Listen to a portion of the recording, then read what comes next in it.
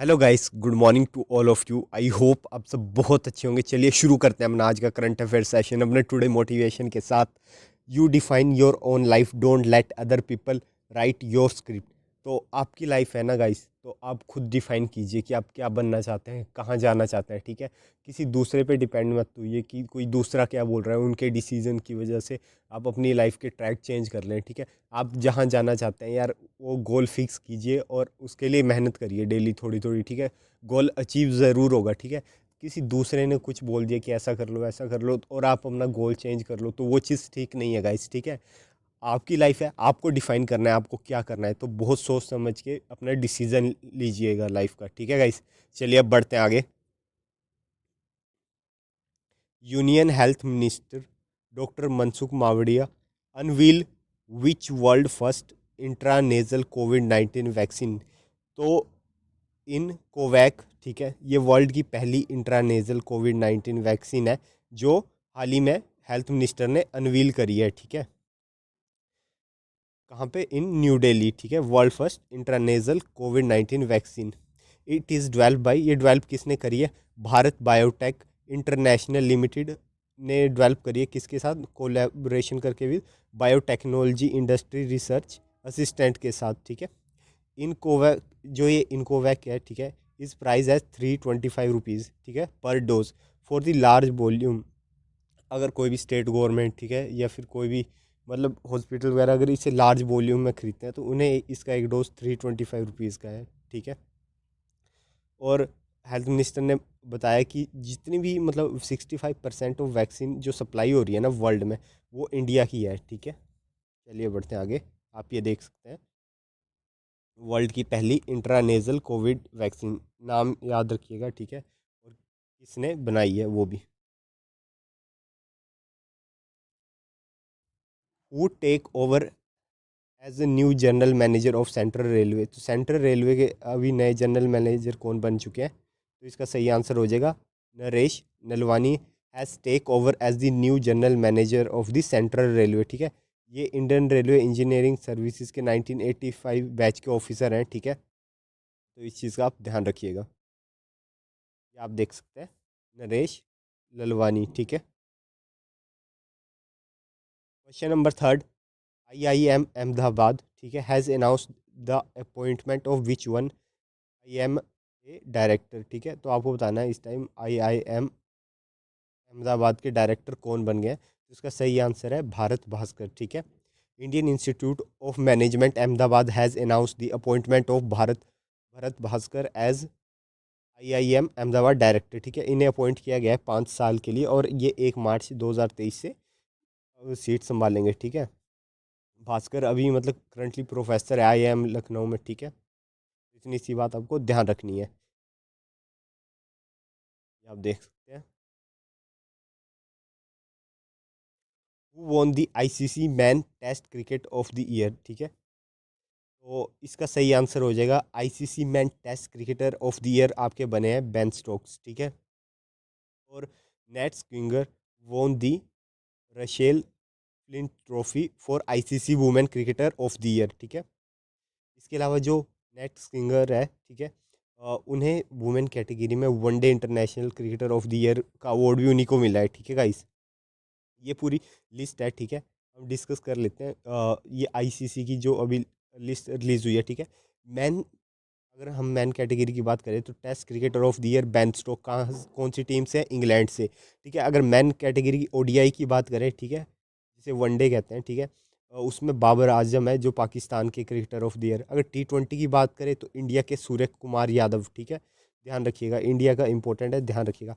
अगर man emerging cricketer of the key बात करें तो ये है मार्को जैनसन जो कि साउथ अफ्रीका से हैं। ठीक है, इसके अलावा सर गारफील्ड सोर्ब्स ट्रॉफी किसने जीती है? वो भी बाबर आजम ने जीती है। ठीक है, रशेल फ्रिंज ट्रॉफी अभी मैंने बताया कि नेट सिंगर इंग्लैंड से है। ठीक है, वुमेन में ODI cricketer of the year बनी है नेट सिंगर। ठीक है, T20 बनी है हिला मैकगर्थ। ठीक है, ये ऑस्ट्रेलिया से। और एक और बात इंडिया का ध्यान रखिएगा, women emerging cricketer of the year बनी है इंडिया से रेणुका सिंह। ठीक है, तो ये कुछ नाम है जो आपको ध्यान रखने हैं। ठीक है, और अभी मैं आपको इनकी फ़ोटोज़ भी दिखा सकता हूँ। ठीक है, ये आपके बेन स्टोक इंग्लैंड के, ठीक है, मैन के test cricketer of the year. ठीक है, ये हैं आपके रशेल लिन प्रिंस ट्रॉफी जीतने वाली, ठीक है, तो अब ध्यान रखिएगा। ये है आपके बाबर आजम पाकिस्तान से, ठीक है, ओडीआई, ठीक है। ये है नेट सिंगर इंग्लैंड से, ठीक है, women ODI cricketer of the year. ये emerging man cricketer of the year जो कि है आपके साउथ अफ्रीका से, ठीक है, मार्को, ठीक है। ये इंडिया से है रेणुका सिंह, ठीक है, emerging women cricketer of the year, इनका नाम ध्यान रखिएगा। और वर्ल्ड के आईसीसी के ओडीआई के नंबर वन बॉलर है आपके मोहम्मद सिराज। नेक्स्ट क्वेश्चन, संघाई कोऑपरेशन ऑर्गेनाइजेशन जिसे एससीओ कहा जाता है, एससीओ, ठीक है, फिल्म फेस्टिवल कहाँ पे ऑर्गेनाइज हो रहा है? तो एससीओ का फिल्म फेस्टिवल आपका ऑर्गेनाइज हो रहा है मुंबई में, ठीक है। Shanghai corporation organisation film festival is being organised by the national film development corporation, a public sector undertaking of the ministry of information and broadcasting, ठीक है, in association with the SCO Council of Head of State from 27th to 31st of the January 2023 in Mumbai, ठीक है। SCO की जो film festival is being organise to mark India presidency at SCO, ठीक है, अब क्योंकि SCO की presidency भी इंडिया के पास ही है, तो इस बार इंडिया ऑर्गेनाइज कर रहा है SCO फिल्म फेस्टिवल, ठीक है। जो संघाई कॉरपोरेशन ऑर्गेनाइजेशन है ना, जो ये फेस्टिवल हो रहा है, ठीक है, विल कमेंस विद यहाँ पे world premiere Tamil film Appatha, ठीक है, ये शो की जाएगी, ठीक है। This film is directed by Padma awardee and national award winning film maker Priyadarshan, ठीक है। उन्होंने while Jio studio and wide angle creation are co producer, तो इनके साथ मिलके ये फिल्म बनाई है जो यहाँ पे शो की जाएगी एससीओ में फिल्म फेस्टिवल में, ठीक है। SCO Film Festival film screening and session will take place to location in Mumbai, ठीक है। और टोटल 57 फिल्म यहाँ पे शो केस करे जाने वाली है, ठीक है, SCO फिल्म फेस्टिवल में फ्रॉम SCO कंट्रीज, ठीक है। In the competition section 14 feature film are competing and will screen and non competition section will be showcase 43 film, ठीक है, इस चीज़ का ध्यान रखिएगा। अब एससीओ के बारे में थोड़ा जान लेते हैं, ठीक है। एससीओ जो है वो 8 कंट्री का ग्रुप है, ठीक है। इसमें 8 कंट्री, और कौन कौन सी वो 8 कंट्री है? India, China, Tajikistan, Russia, Kazakhstan, Kyrgyzstan, Pakistan और उज्बेकिस्तान। तो आप ये स्क्रीनशॉट भी ले सकते हैं, ठीक है। ये 8 मेंबर कंट्री एससीओ की, ठीक है, तो ध्यान रखिएगा। और इसमें 4 ऑब्जर्वर स्टेट है, बेलारूस, ईरान, अफगानिस्तान, मंगोलिया, और 6 डायलॉग पार्टनर्स है, जिसमें आपके Nepal, Armenia, Sri Lanka, Azerbaijan, Cambodia and Turkey, ठीक है। बट आप मेनली ये 8 ध्यान रखिएगा जो इसके परमानेंट मेंबर्स हैं एससीओ के, ठीक है, बस इनका नाम ज़रूर याद रखिएगा। चलिए बढ़ते हैं आगे। Which of the following showcase a tableau for the first time in the Republic day parade 2023? तो हाल ही में जो 26 जनवरी की परेड हुई है उसमें पहली बार किसने अपना वो टैब्लू दिखाया? टैब्लू का मतलब होता है जी झांकी, जो आप देखते हैं, ठीक है। तो इसका सही आंसर हो जाएगा नारकोटिक्स कंट्रोल ब्यूरो ने पहली बार अपना टैब्लो शोकेस किया है रिपब्लिक डे परेड 2023 में, ठीक है। और बहुत सारी चीज़ें हुई है रिपब्लिक डे परेड में 2023 में पहली बार, तो मैं सब सारी डिस्कस आपके साथ करूँगा, ठीक है। नशा मुक्त Bharat and a group of people standing in the front of it, ठीक है, ये इनकी मतलब थीम थी, ठीक है, नारकोटिक्स कंट्रोल ब्यूरो की, ठीक है। Wearing different costume of India and holding their arm out with a banner place below wearing a line together we can do it, ठीक है, नशा मुक्त भारत, ठीक है, तो ये इनकी थीम थी इस बार, ठीक है।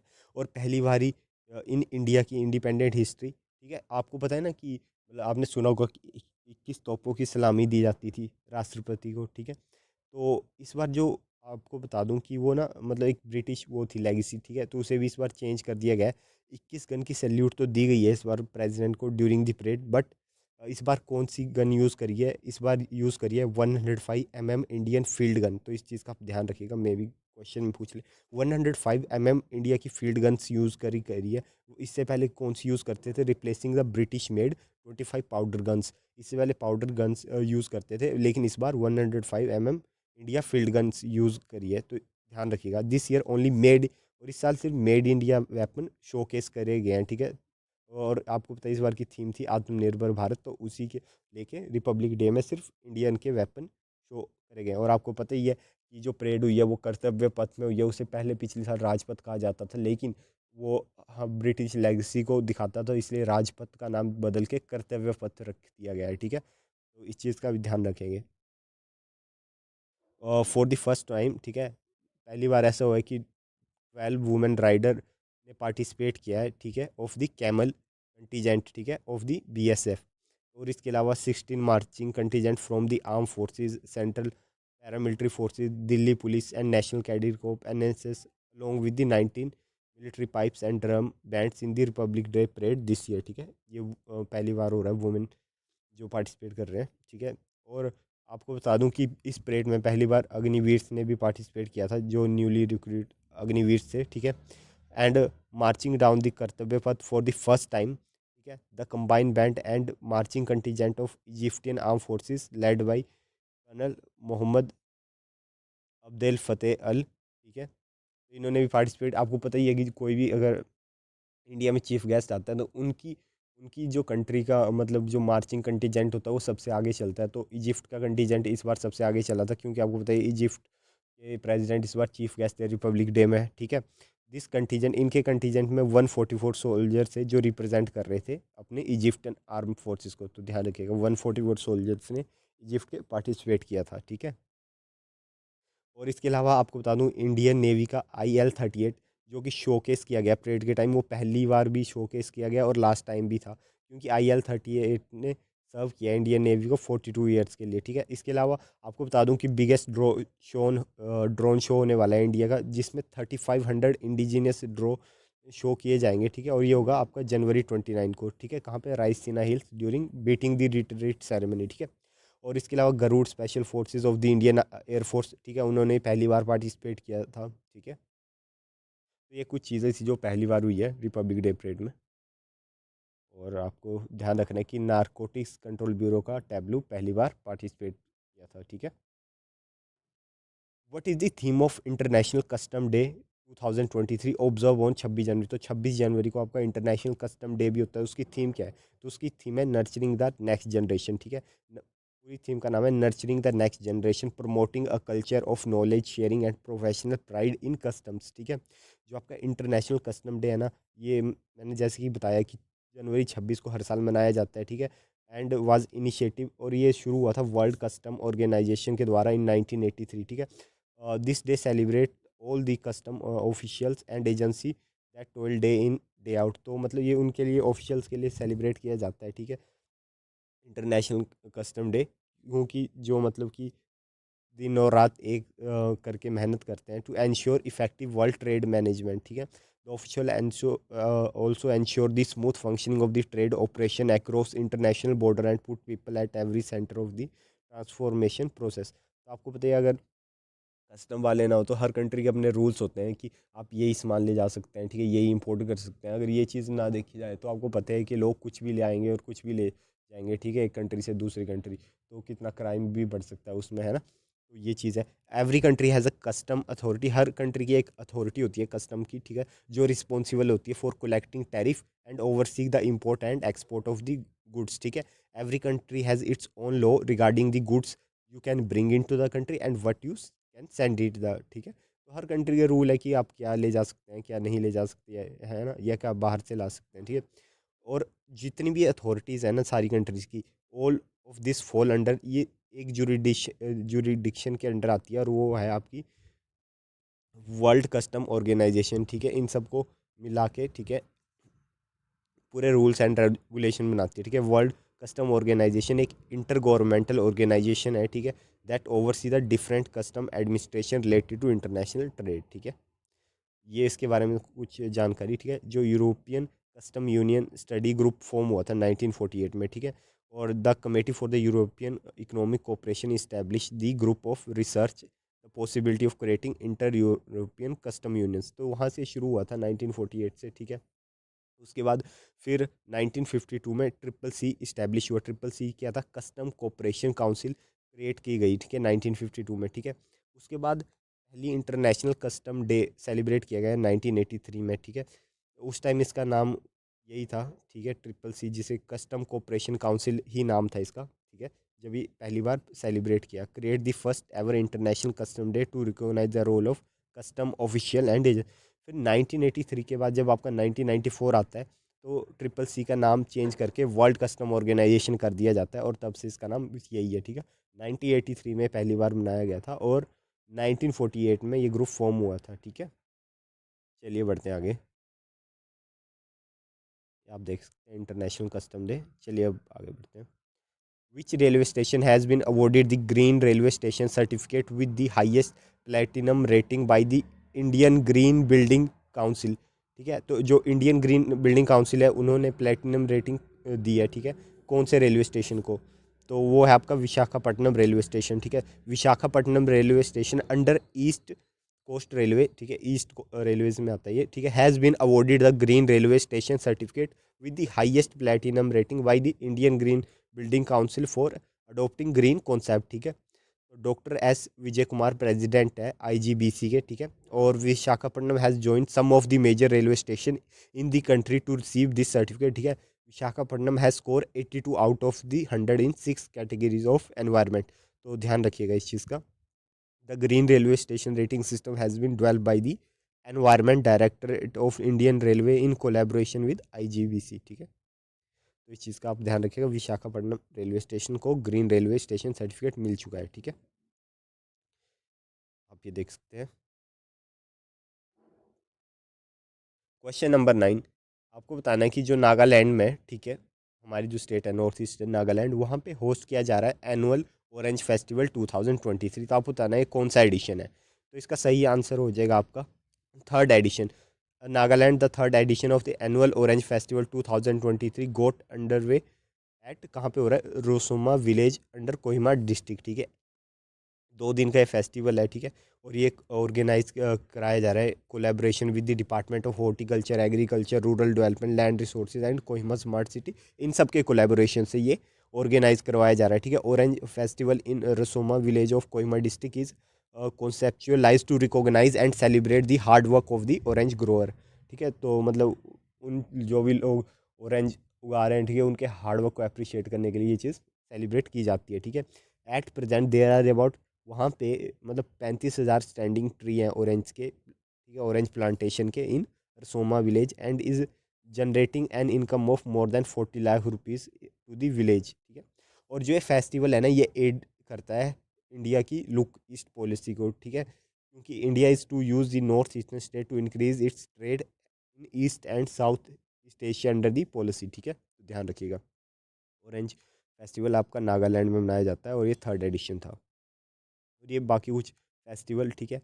बनाना फेस्टिवल कहाँ पे मनाया जाता है? आपका केरला में, ठीक है। पाइनएप्पल फेस्टिवल मणिपुर में, मैंगो फेस्टिवल दिल्ली और different part of India, jackfruit festival Kerala में, इंटरनेशनल ऑरेंज फेस्टिवल नागपुर में आपका, ठीक है।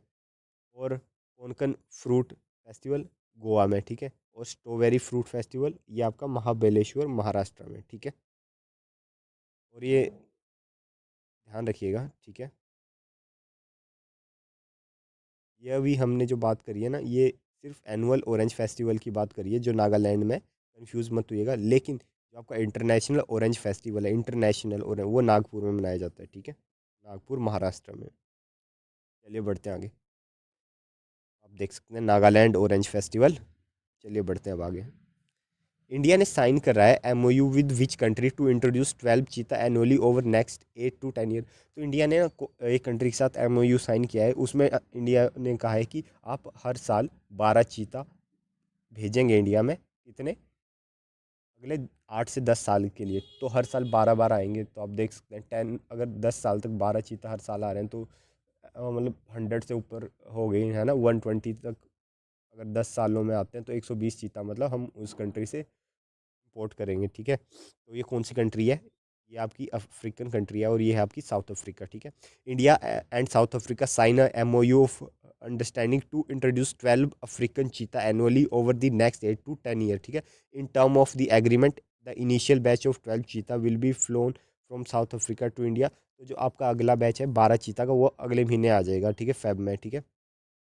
द कैट्स विल जॉइन 8 चीता brought in the India from Namibia, ठीक है। और इन्हें भी वहीं छोड़ दिया जाएगा जहाँ पे आपको पता है कि नाम्बिया से हमने 8 चीता लाए थे, उनके साथ ही इन्हें छोड़ दिया जाएगा। तो ध्यान रखिएगा, नामीबिया भी एक अफ्रीकन कंट्री है, वहाँ से मंगाए थे, ठीक है।